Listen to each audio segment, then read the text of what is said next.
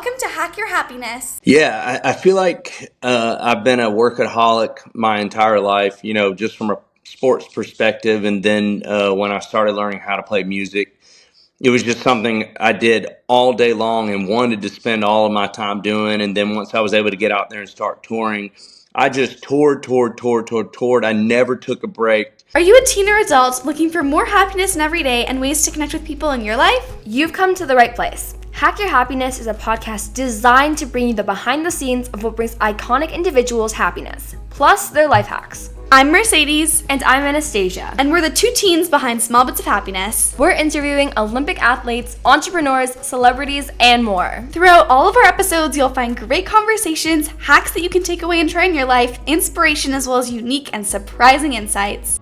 Today, we are speaking with Chris Lane. I have a little bit different of a journey to Nashville than a lot of people. Country star Chris Lane. Chris Lane joining us. Chris Lane is a top chart country singer with billions of music streams. I'm speaking to myself in this because I had to learn this along the way as well. But What do you think your top 3 tips would be to be able to embrace and express this creativity? what I thought was my bad idea turned into a hit. Hacks for public speaking and how he balances his time. The crowd just wants to see you having a good time.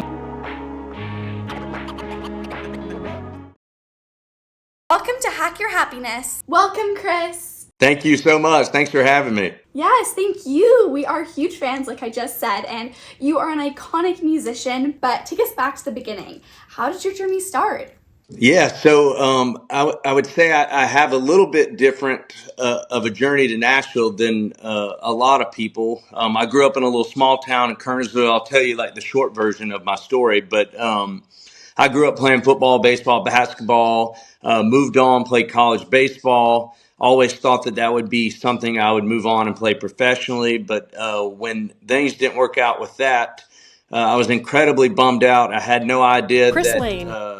I would take up music and that it would work out in the way that it has, but I'm incredibly grateful that it did. So basically, I moved back home there to North Carolina after I graduated college. During that downtime, I was helping my dad do landscaping for a living, and I was also learning how to play the guitar, figuring out how to sing and play at the same time. And just every day after work, I would sit there for 4 or 5 hours, constantly singing, constantly playing, just learning all my favorite artists and their songs. And then I just decided just to start a band there in North Carolina. It was mainly just me in the beginning playing acoustically. And then my twin brother decided he was going to learn how to play the drums. And then I picked up a few other guys along the way. Had built up a following there in North Carolina. Decided to start writing my own music, and that's what eventually landed me a record deal in Nashville. And pretty crazy how it worked out. I never thought, in a small town, I was just kind of doing my thing. Just never thought it could work out that way. We just want to quickly say, check out our happiness wellness products designed by us for individuals of all ages to help you bring a small bit of happiness to your home with our tangible tips and tools. Check them out in the show notes. I love that because, I think it's so cool when you follow your passion and you follow it and you keep going and it turns out and you get to pursue it as a career and as a full-time job. And I think that's so inspiring because I know that so many teenagers, they love sports just like you, but they also love music so much. And do you still play with your brother? Yeah, he plays drums in my band, which makes it so much fun. We've done everything our entire life together, down to playing college baseball. He ended up getting drafted and decided not to play. And like I said, he just kind of on a whim decided to pick up the drums. And what we've both been good at our whole life is working really hard at something that we become passionate about. And I think as an athlete, you understand what hard work is, and it usually pays off if you put enough time into it. 100%.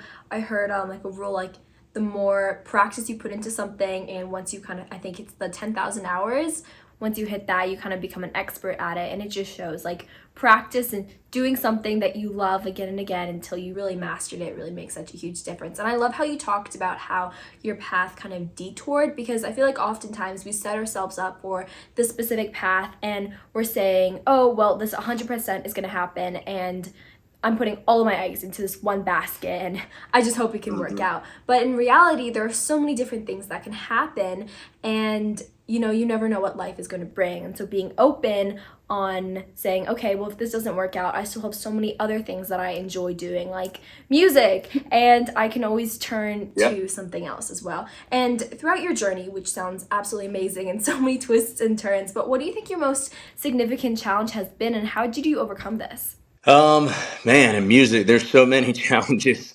I would say early on, you're playing in front of just a little bit of people every night, just smaller crowds. You're trying to build that audience.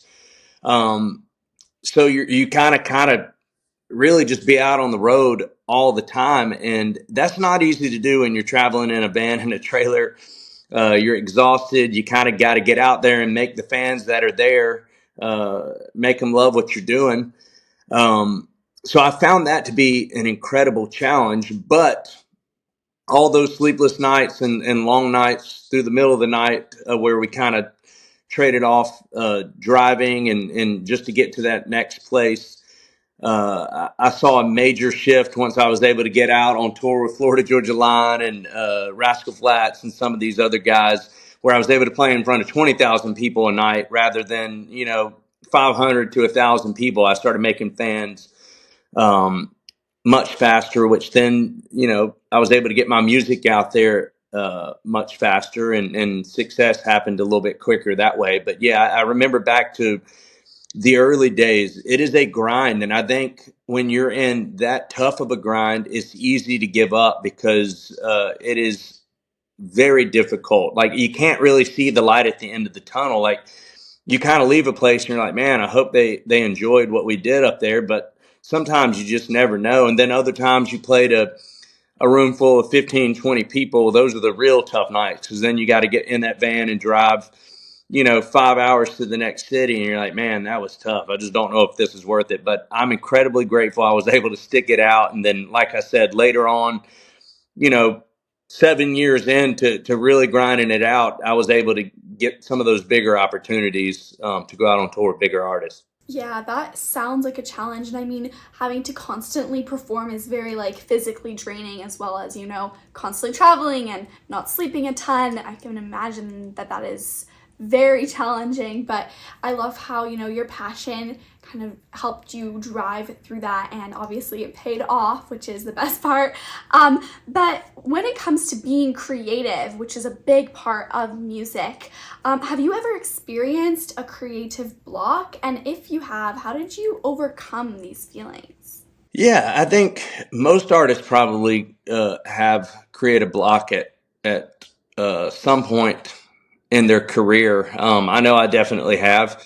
And I think the easiest solution, at least what's worked for me in the past, is kind of just take a step back. We're all out here grinding. You're constantly writing music. You're constantly on the road. And while we're all very thankful we get to do this for a living, sometimes it can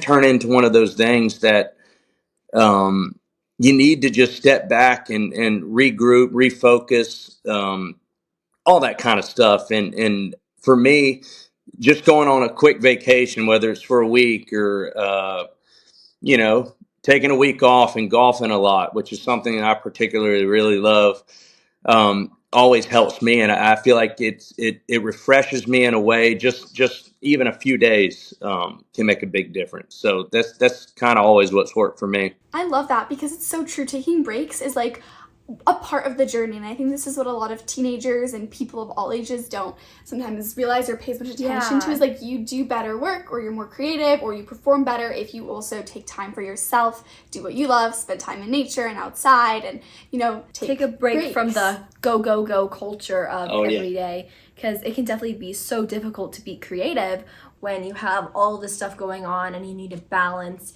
you know, your work and your life and your family and your friends. It can be so difficult. So what do you think your top 3 tips would be for teens to be able to embrace and express this creativity? Because sometimes it can be kind of hard for teens to do this because Totally. they're afraid of being judged. Yeah, I think first and foremost, and I don't even know if I have a great answer for this, but never be scared to throw out what you're thinking is a bad idea. I think this was the lesson that I kind of learned just speaking from a songwriting perspective. I always thought early in, if I said anything stupid in the room, I'd never be asked to write with some of these top guys again. And what I learned was what I thought was my bad idea turned into a hit because they were able to present it in a slightly different way, but they would have never thought of that had you not said what you were thinking. So never be scared to throw out any idea. There's no such thing as a bad idea in my mind. I love that so much, and I think that's so powerful, especially since sometimes it can be so scary to, you know, you have this idea, but you're like, oh, it's probably not that good.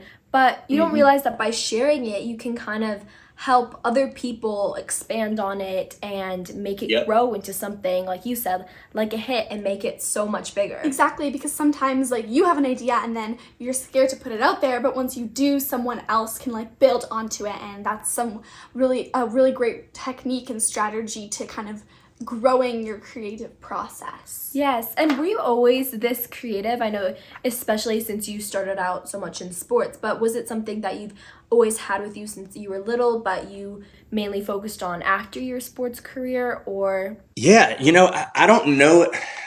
I had no way of knowing if I was super creative. I feel like my brother and I constantly were uh, trying to write songs. I mean, terrible songs growing up. When we were in high school, my brother and my cousin and I, we would just sit there and try to write songs over hip hop beats. Which, thinking back to it, if we could just be a fly on the wall, we were doing any of that stuff, I'd be dying laughing. But yeah, I don't know if I ever sat down and said at any point in my life I'm super creative, because the only things I was really good at were football, baseball, and basketball. So I technically never put a whole lot of something into anything else outside of that. But I think the more I became passionate about music, once I started learning how to play the guitar, I started realizing, wow, actually, I do have a creative side to my brain that I didn't even know existed until I tried. And I feel like I find my wife saying that all the time. Like,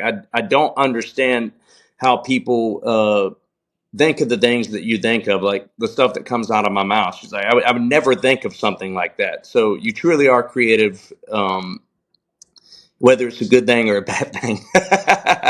That's so funny. But I think that what you just said there is so true for so many teenagers, because you might not even know that you're super talented or super passionate about something if you don't even try it. And that's why it's so important to try different things and get out your comfort zone, because if you never try, you'll never know. And if you don't enjoy it, then, well, you know that's obviously not meant for you. And it's okay if you're not the best at it in the beginning. Exactly. If you're still trying and you're just putting yourself out there, is still really Exactly. important. Even if you're not good at it, but you're Yeah. interested in it, like, give it another shot. Like, there's so much time to just try different things out, and that's so important towards discovering what truly brings you happiness and what truly kind of fuels you. But kind of back to what we were talking about in terms of, being on the road and constantly kind of having to perform and be creative, I feel like balancing that creative element along with that performance element, along with, as you said, taking downtime, spending time with family, spending time golfing and doing what you enjoy,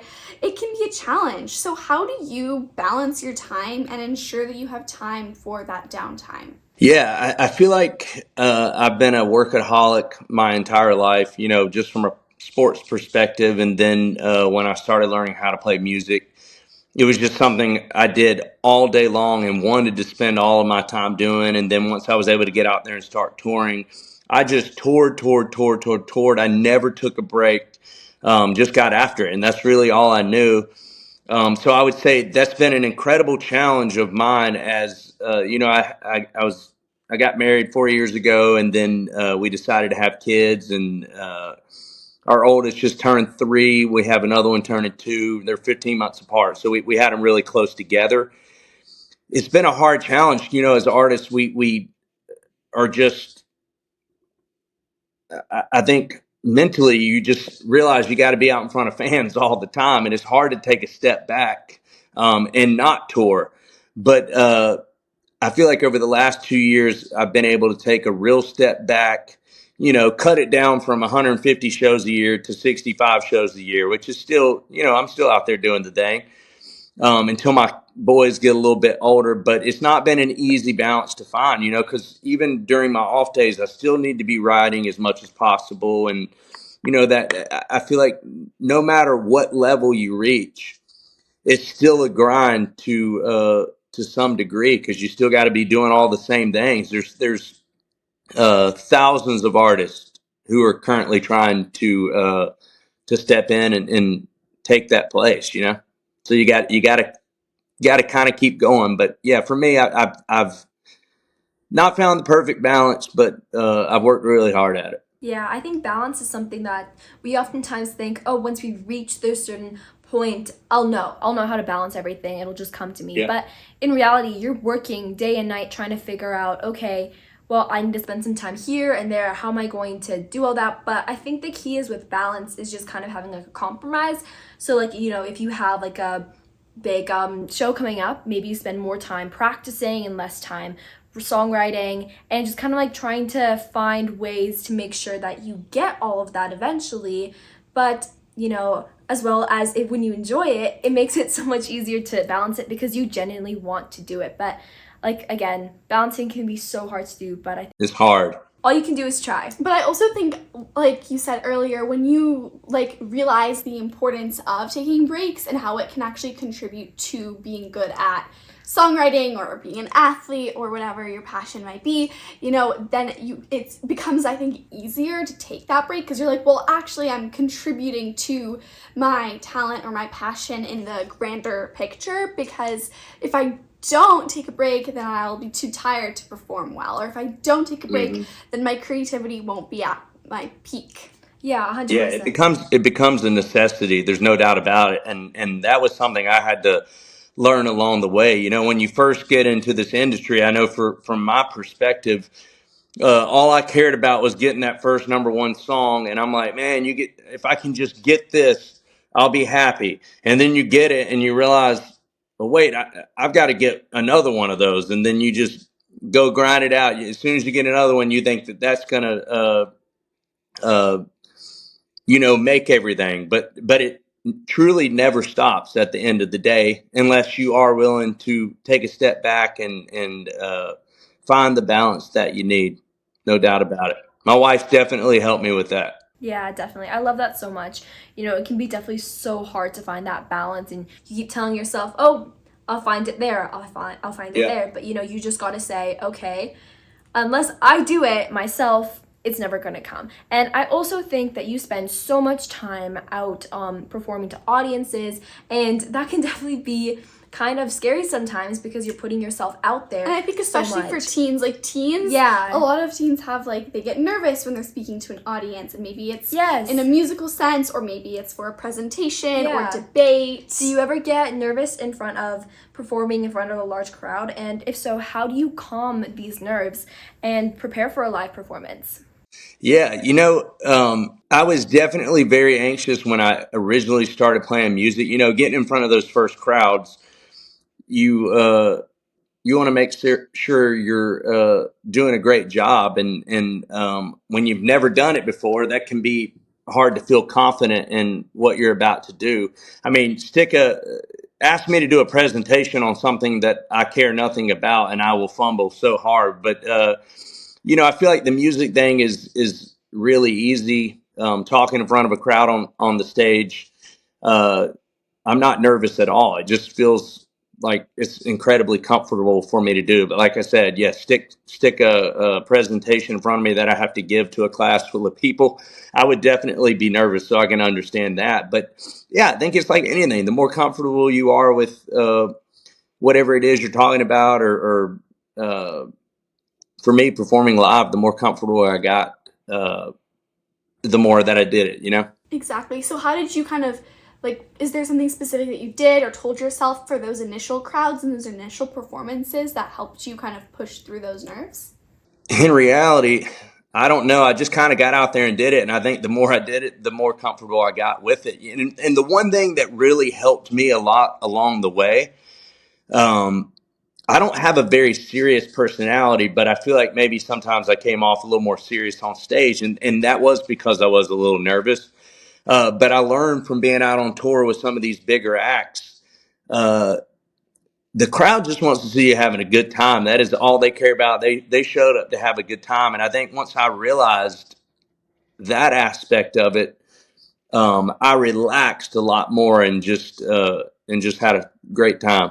Yeah, I think that definitely, like, when you're in a good mood, it's so much easier to put everybody else in a good mood as well. And you're kind of just like having those positive energy. And I also love how you said that you just did it. You didn't really think too much about it, because I think oftentimes, we have a big presentation, maybe we're performing something, and we just get in our head. We start thinking, what if I mess up here? What if I don't remember my line? And then you start getting in your head and you start overthinking it. It can be so easy to do that. And so if you just don't think, you just do, it becomes so much easier, because you already know what you're doing. You know the songs you're going to perform, you know the lines, you know what you're doing. But if you get into your head about it, you're not going to be able to do as well, because you're overthinking it. And then next thing you know, you're stressed about it, and then your mind just blanks. Yeah, I think, I'm speaking to myself in this because I had to learn this along the way as well. But we all think that people care more than they truly care at the end of the day. Like, no one really cares if you mess up. From my perspective, no one really cares if I mess up the lyrics. If anything, it turns out to be a funny moment, which tends to happen a lot. But yeah, I think even from a presentation or whatever else it may be, like, don't put so much pressure on yourself. Just get up there and do the best you possibly can, and everybody's going to be just fine with it.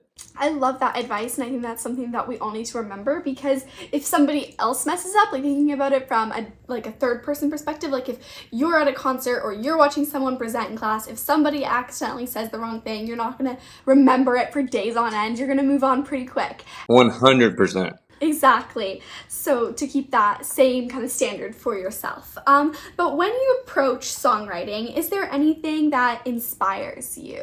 Yeah, I mean, I think everything, the way I was raised, the way I grew up, all that kind of stuff. And then, for me, when I was getting married, I had big plans. It was inspired I kind of created that song to propose to Lauren.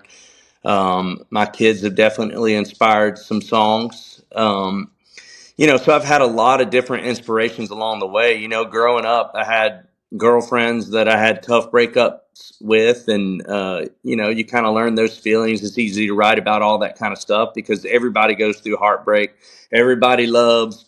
So I just kind of write it from my perspective and just try to stick true to what I know, and it usually translates pretty well. We all kind of go through the same stuff. Totally, and I love how, kind of how your life shifts and changes as you grow, then your music shifts and grows with that, and I think that's a really beautiful kind of journey to go on. And I also, Big Plans is one of our favorite Yes. songs. Oh, thank you. Yeah, we love it.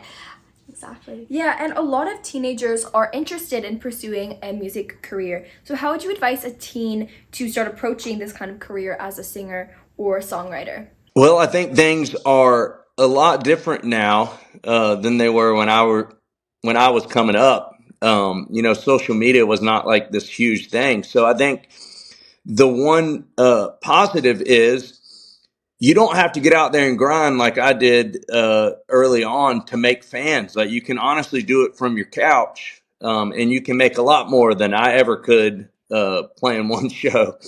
So I think that's an incredibly positive thing. Social media has given a platform for people to be discovered, and they don't have to get in a van and trailer and go through the middle of the night with no sleep and try to get up on stage and do your thing. So I would say utilize that the best you possibly can. And then Nashville is a great place to be. If you want to be with some of the best songwriters in the world, get here and network. especially if you want to be in the country world, countryside of things, or get to LA, New York, just network. Half of this town is all about who you know at the end of the day. So don't be scared to talk to anybody. I think that's so true. Like, if you share your ideas with other people, you never know what will come of that. And I also think it's so smart to utilize social media and like post yourself singing or post yourself playing the guitar or whatever, whatever instrument that you love to play, because you never know what opportunities might come from that. You never know, maybe you'll get some great feedback, you'll learn, maybe you'll go viral, you never know. Yeah. And I think that maybe some teens might be scared, like, oh, what if my friends see this, or what if somebody starts to make fun of me for it? But at the same time, remembering, like, if they're judging you, they're not a good friend. And also, like, there's so much good that can come from putting yourself out there that it's worth taking that shot, because I mean, it's your life at the end of the day, and you can't let somebody else's opinion stop you from pursuing your dream. I could not agree more. I think we all need to stop caring a little less about what everybody else thinks about us, and do things that make us happy, do things that we're passionate about, and things that we feel like we're great at. And who cares if someone doesn't like it? Hopefully, you put yourself out there. A lot of people will end up liking it. Yeah, for sure. And I think definitely we put so much value on what other people think, but half the time they're not even thinking about us. Nope. It makes it so much harder to do and follow what we love if we're constantly thinking, oh, well, what if my friends don't want to hang out with me anymore because I posted that video? I mean, just thinking also, do your friends really care that much? And if they do, maybe they're not exactly the right kind of friends. Exactly, 100%. Thinking about, what kind of advice would you give your teenage self?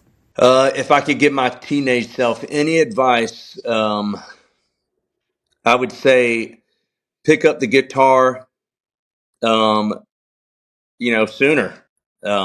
Obviously, I learned a little bit later in life, but I would have pursued music and realized I was in love with it a lot sooner than I did, if I hadn't been so concentrated on every sport. So yeah, I think that'd be the best advice. Like, just get involved in the music and get really good at that, because I feel like I kind of started behind at the end of the day, starting so much later in life. Most of the artists that are in this town have been doing it their entire life, since they were young. So yeah, I feel like I wouldn't be so far behind. I guess when I first moved to town and realized, oh my gosh, these people are really good. I think that's such a good advice. Like, just try different things. But also, what I really love is how, despite the fact that you started music a little bit later, you can still be so successful. Because I think sometimes we might think, oh, like, that door has closed, I'm too old. But like, remembering that, hey, there's people out there who may have started a little bit older than, everybody, or like than a lot of people, but you can still be super successful like you. And so, like, if you want to try something, try it. You're still young, and there's so much time to try different things, and people switch careers all the time. It's never too late. Exactly. And we think that you're really talented and amazing. So thank you. Yes. But what do you do every day that brings you a small bit of happiness? If you'd asked me that 5 years ago, I'd probably have a different answer. But right now, definitely my kids, my wife, the whole fam. And then outside of that, if I were to answer that, golf. I really love golf a lot. It brings me a lot of happiness. But there's not a whole lot of that going on. When you have kids this young, I'm usually spending, if I'm not on the road, I'm usually here, giving my wife a break. That's amazing. You have a great outlet outside of your family, but at the same time, I think it's so amazing that you love your family so much, and spending family time is such a great way of having happiness. And also, like, being outside with golf. Exactly. It's such a great way to kind of... There's so much science based behind all of that. Exactly. Anyways, do you have one motivational quote that you love to remember? And if so, why? A motivational quote. One that kind of sticks out in my mind, Garth Brooks actually told me one time. I was opening up for him, and he said, Chris, you can get as far as you want in life, as far as you want in this industry, with how well you treat people and how hard you work.